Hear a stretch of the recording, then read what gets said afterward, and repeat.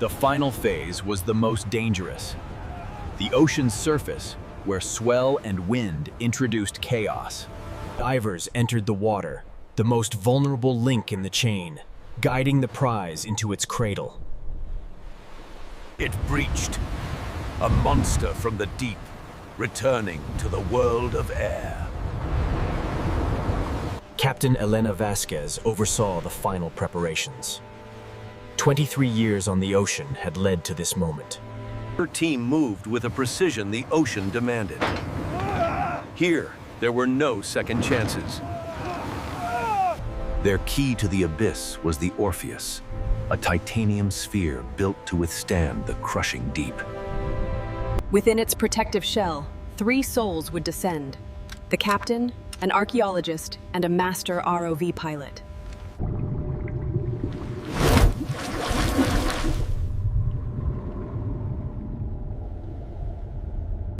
They entered a world of transformed light, the last they would see of the sun for hours. The descent protocol was engaged. The ocean changed in stages, each deeper than the last. At 400 meters, true darkness won. They brought their own suns.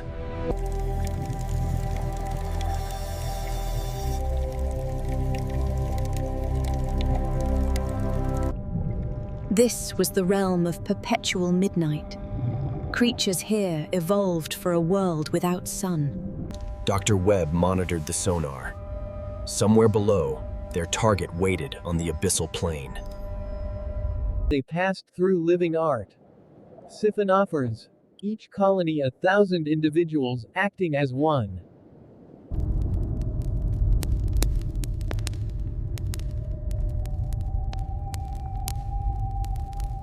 The hull groaned in conversation with the ocean. 400 atmospheres of pressure, seeking any weakness. 3,800 meters down, the sonar painted the seafloor rising to meet them. They had arrived. The abyssal plain, a desert of sediment, farther from human experience than the moon. The search began. Methodical, patient, covering a grid 20 kilometers square.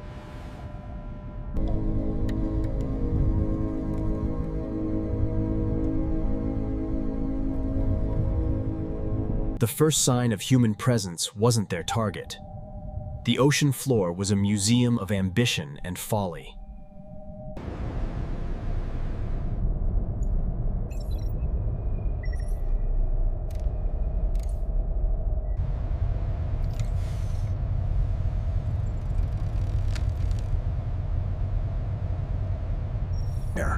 After 4 hours and 17 minutes, they found it. A 40-foot steel box, fallen from the world above. Inside, $600 million in mechanical time. Preparation began. The robotic arms would clear the way for the recovery to come.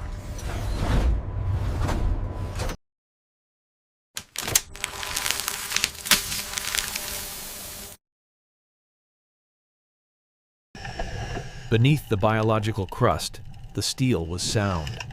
The ocean's cold had slowed its decay.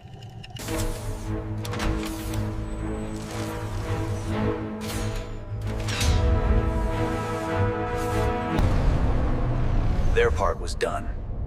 Now, they would return to the surface and orchestrate the lift. They left their prize in the darkness, but not for long. Vasquez thought of the objects within. Watches designed to measure time, sitting where time meant nothing. The heavy ROV Triton descended next, built not for observation, but for industrial work in the deep. From the control room, Tanaka became the ROV's hands and eyes, 4,000 meters above. Its first task: excavate trenches beneath the container for the recovery straps.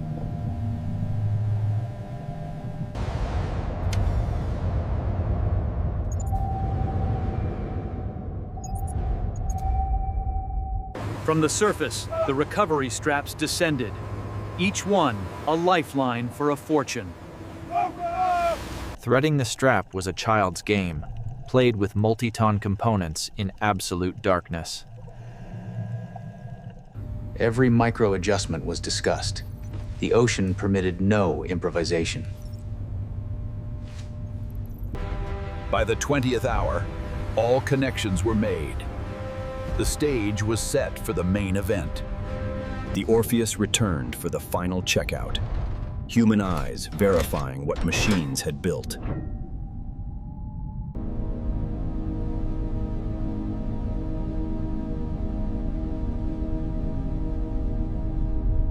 The lift began with unbearable subtlety, a test of wills between steel and the sea's grip. Then, release. The container broke its seal with the deep and began its journey home. It ascended through the midnight zone, purged of the life that had claimed it. At 2,000 meters, the first challenge. A load imbalance. A single point of failure could doom everything.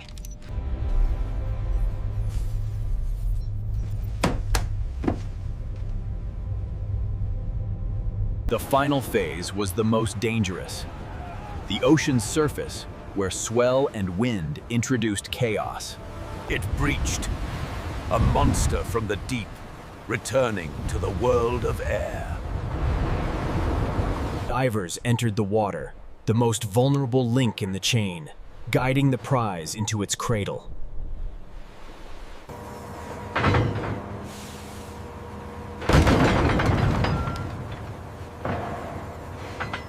The container was aboard. The ocean had yielded. Processing began. First, documentation. The container was a time capsule and a biological sample. The original markings emerged. A story of global commerce, interrupted 3 years ago. Each crate was handled like an archaeological treasure. The waterproof seals had held.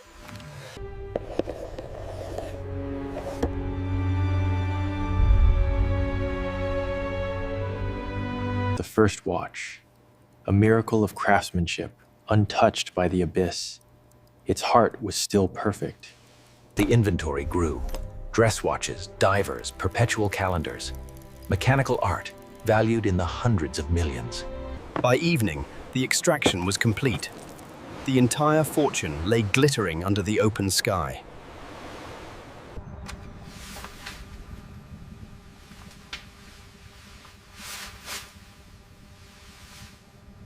They had descended to one of Earth's remotest places and brought back proof of human will. The ocean kept its secrets grudgingly, but not forever. Time.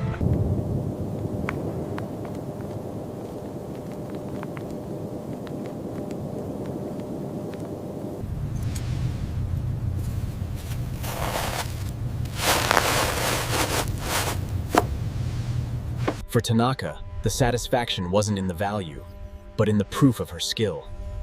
They had beaten the deep at its own game. The accounting began. Serial numbers, models, conditions, transforming treasure into an inventory.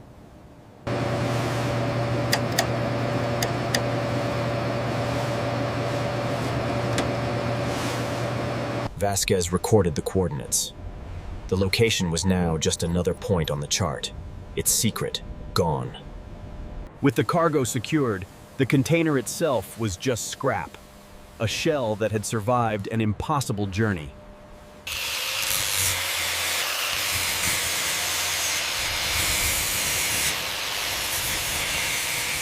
And then he realized the comms were off the whole time. I can't believe you did that.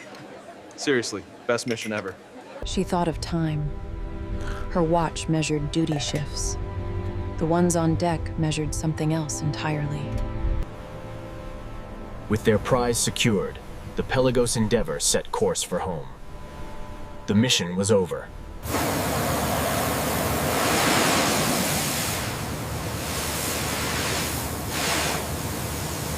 Webb began compiling the mission data, the before and after, a story of recovery for the archives.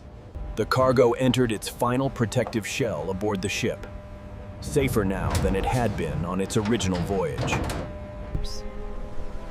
The ocean was unchanged, vast, indifferent.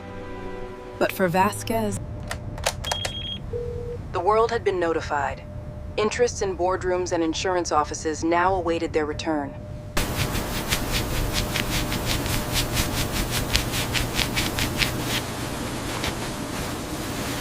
Three years ago, in a storm, this story began. A container torn free, lost to the trackless sea.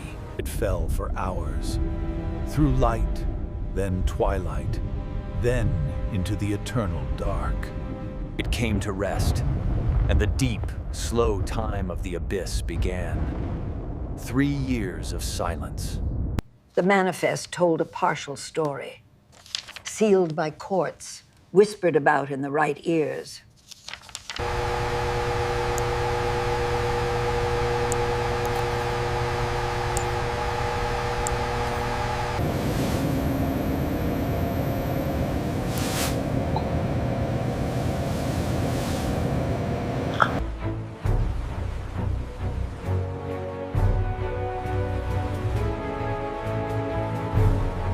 Vasquez led the debrief.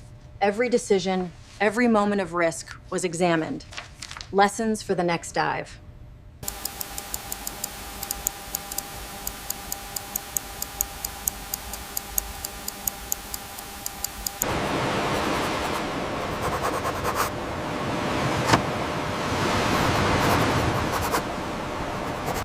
She made a final check. The weight of responsibility for this fortune was heavier than the pressure of the deep. The isolation was ending. They were re-entering the world of shipping lanes and other people. She made a final check.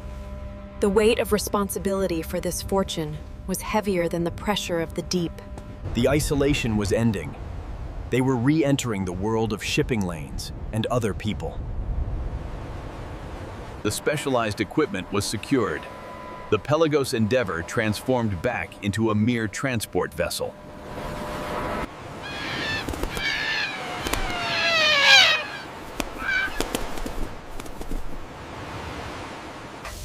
The rhythm of the return voyage was calm, routine.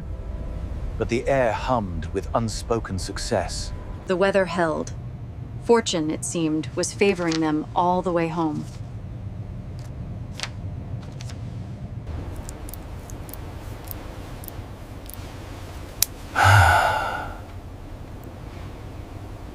Webb saw two artifacts, one reclaimed by nature, one reclaimed by man.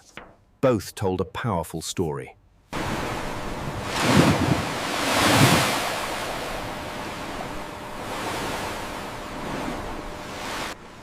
On a calm night, the moon's path on the water seemed like a guide, leading them back. The first sign wasn't land, but the human fingerprint on the atmosphere. They were getting close. Their escort arrived. The transfer of custody would begin far out at sea. Pelagos Endeavor, this is the Maritime Patrol. Lower the gangway and secure your vessel for inspection. Vasquez presented the record. Every step, every piece recovered, documented, and sworn to.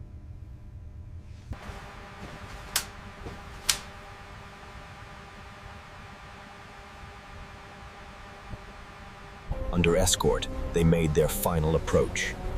The secret mission was now a very public delivery.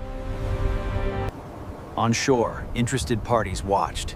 Insurance adjusters, lawyers, collectors, all waiting.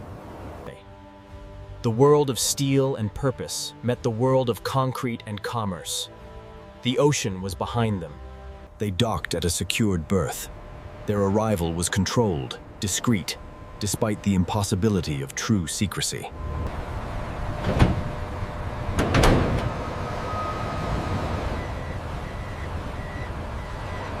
The physical transfer began.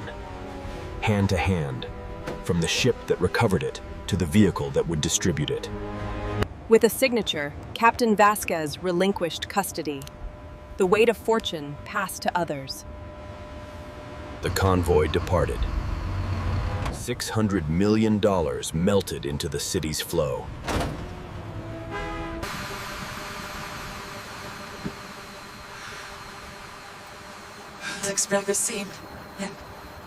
The corporate gratitude was swift and tangible. Bonuses, commendations, the language of success.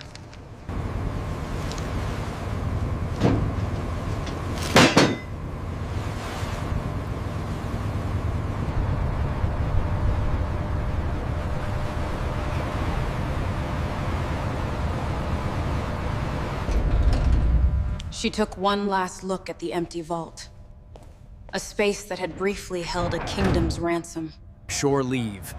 The promise of solid ground, fresh mood, and a bed that didn't roll. The final log entry was brief. The story, however, would be told for years.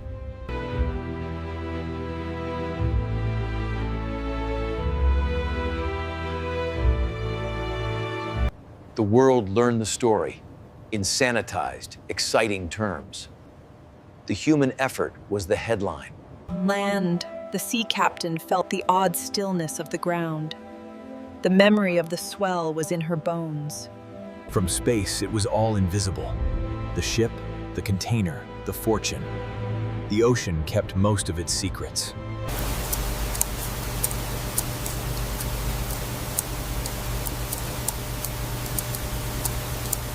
The ship returned to its base. The specialized tools of the deep-sea hunt were removed, stored for the next call. For the specialists, there was no long rest. Only preparation for the next dive, the next challenge. Webb shared the story, not of treasure, but of the abyssal plane, its ecology, and the engineering of recovery. She paid a visit to an old mentor, a captain who taught her that the sea gives. In law offices, the final paperwork was stamped. The financial threads, tangled for years, were now cut.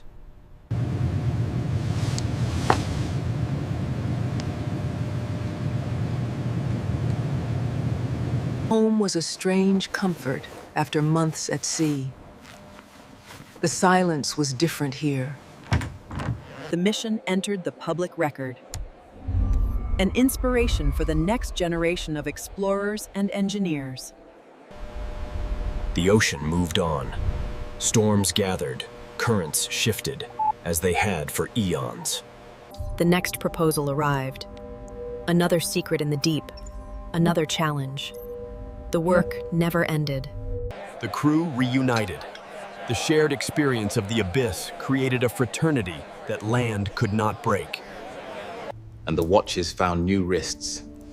They began to measure the minutes of new lives, far from the darkness. Vasquez returned to the horizon. The sea was her profession, her addiction, her home. Another ship, another coordinate, another secret waiting in the dark. And time, measured once more by these rescued hearts, flowed onward, unbroken.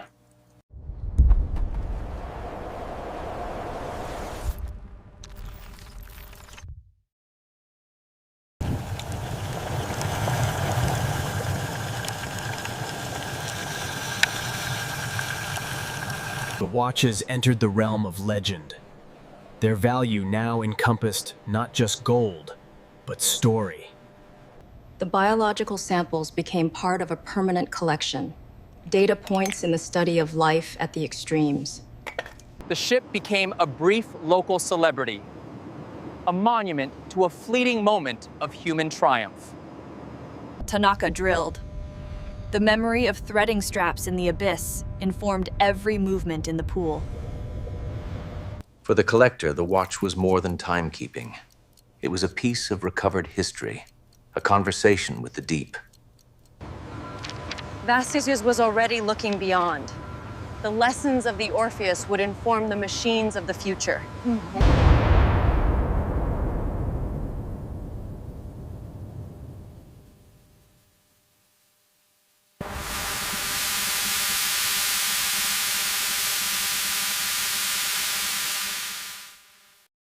The bulk of the fortune disappeared into the anonymity of high-security storage, awaiting its final dispersal. The mission sparked imaginations. The next Vasquez, the next Tanaka, might have been in a classroom that day.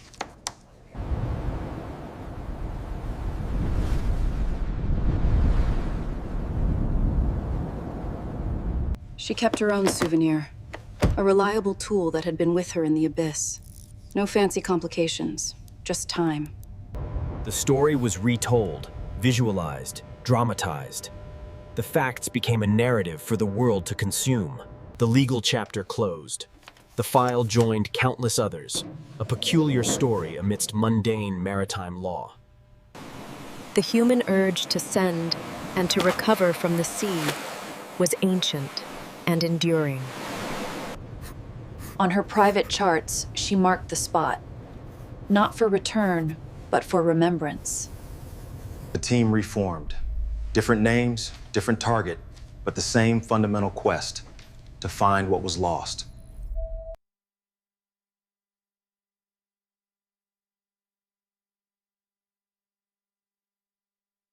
The report noted the environmental footprint, a brief, localized stir in an eternity of stillness. The watches rejoined the human rhythm, marking minutes in traffic, in meetings, in quiet moments at home. The sea was a constant. The machines changed, the coordinates changed, but the essential challenge did not.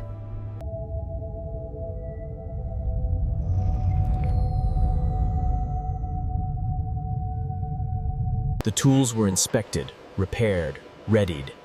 They would be needed again for a different weight, a different depth.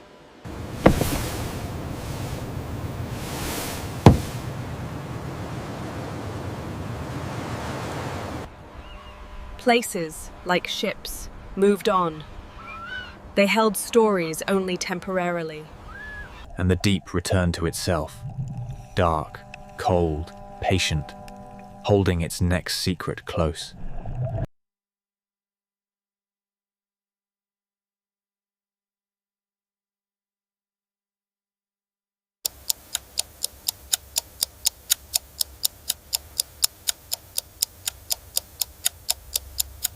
Some of the watches began a world tour, not as cargo, but as artifacts in a story of human endeavor. The pressure isn't the hard part. The patience is. The mission data was archived, a digital tomb for a physical triumph, waiting for a future researcher. The ocean's burden of lost things continued. Not all of it was treasure. The mission data was archived, a digital tomb for a physical triumph, waiting for a future researcher.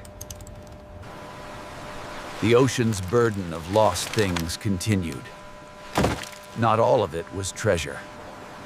For Webb, each mission added a piece to the puzzle of the deep. A slow, patient assembly of a hidden world. One piece was donated to a museum. Its value to the public was now educational, inspiring awe rather than avarice. Tanaka returned to commercial work. The abyssal plane was replaced by undersea cables and wellheads. The skills were the same.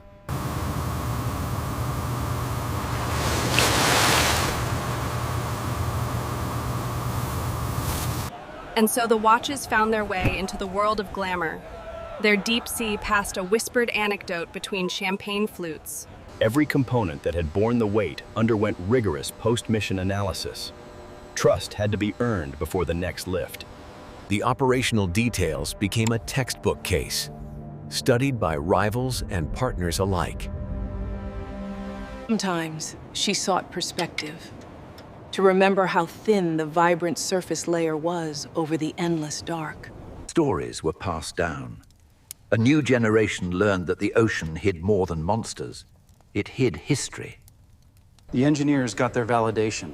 Their calculations, etched in metal, had held against an ocean. It performed exactly as modeled. The financial machinery completed its cycle. Money moved, accounts balanced. The ledger was clean.